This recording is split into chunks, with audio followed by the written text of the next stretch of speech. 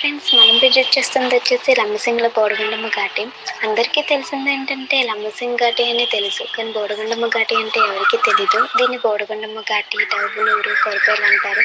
లంబసింగ్ అంటే గుర్తొచ్చేది first of all winter season. ఎందుకంటారా? వింటర్ సీజన్ అంటే చాలా చాలా బాగుంటుంది.